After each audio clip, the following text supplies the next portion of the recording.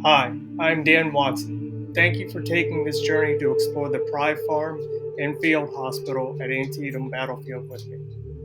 Pay attention to the window of the house, as there have been some sightings of a woman in the window over the years.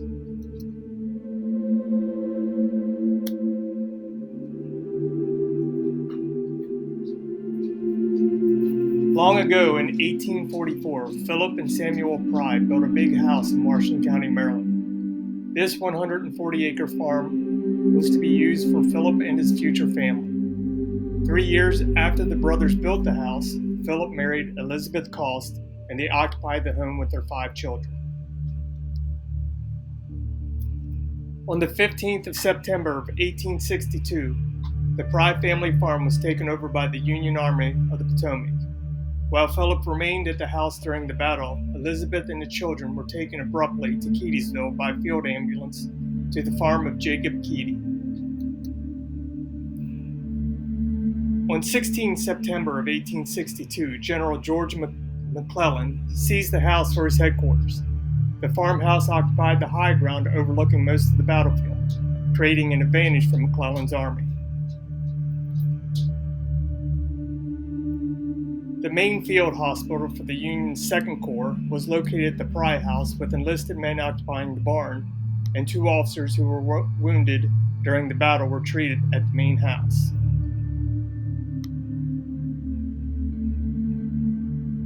The Pry House is located east of the battlefield on Antietam Creek, and the Confederate Army was located on the opposite bank.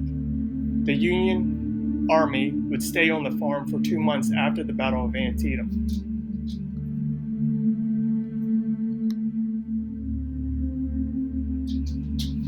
Major General Israel B. Richardson, shown here, was wounded by fragmented shrapnel and transported to the Pry House for treatment during the battle. Richardson's wounds were serious but not life-threatening. His wife Frances and sister traveled from Michigan to the Pry House to care for him. Richardson's wounds became infected, and it is believed that the infections were caused due to Frances not following the doctor's recommendations.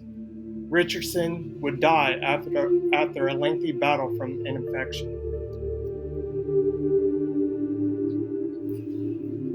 After the battle, Philip Pry filed for compensation due to the damage caused by the Union Army on the Pry property. It would take over 10 years for the U.S. government to make any reparations to the Pry family. Philip and his family would eventually move to Tennessee until their death, and both Philip and Elizabeth were brought back to Keedysville to be buried.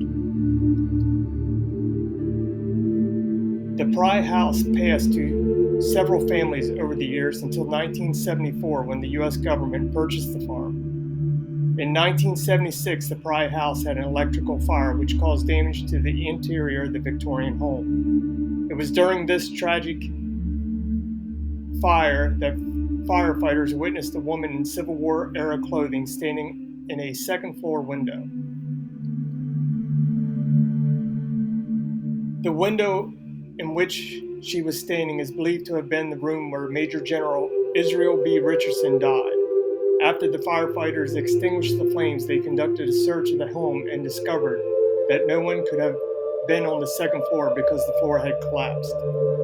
Their search also found no human remains. Through the years, there have been many sightings of a woman roaming the halls of the Pry Field Hospital Museum. On one occasion, while a couple was visiting the home, a woman was seen by the wife dressed in period clothing walking down the staircase. When she asked her husband who the lady in the long dress was, he responded in confusion, telling her that he did not see anyone. Later this day, workers arrived and saw a woman standing in the window of the room that Major General Richardson had died in. The workers searched the second floor and the room where they had seen her, but to their surprise, the floor had not been replaced, so no one could have been standing there.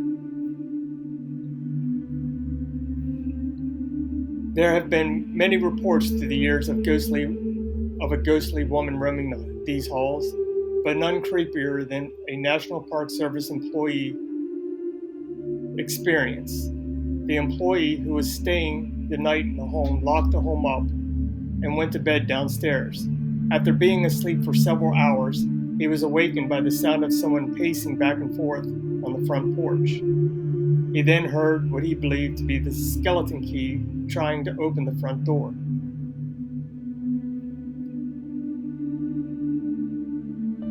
To this day, all the reported sightings, banging, doors slamming at the same time, and footsteps are believed to be those of Major General Israel B. Richards' wife, Frances.